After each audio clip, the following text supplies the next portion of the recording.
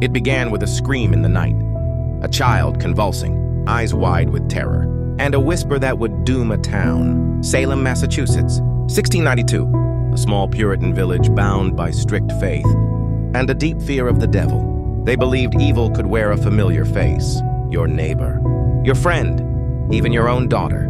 It started with young girls, Betty Paris and Abigail Williams.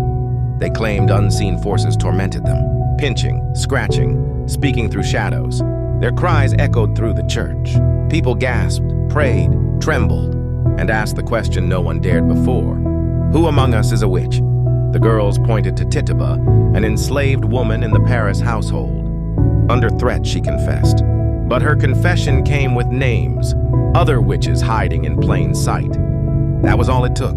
Within days, accusations spread like wildfire.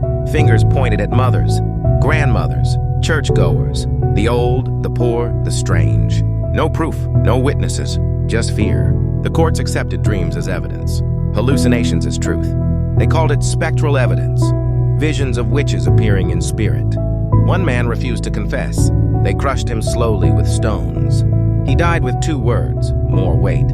In all, 19 were hanged. 1 was pressed to death. Over 200 were accused. And the worst part?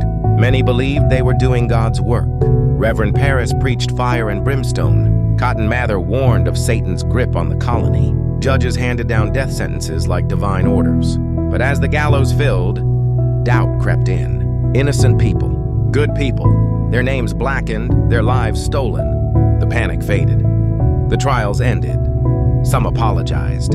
But for many, the damage could never be undone. Years later, the state called it what it was, a mistake, a stain on justice, a tragedy born not from witchcraft, but from fear.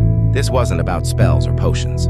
It was about control, hysteria, and what happens when truth is drowned by panic.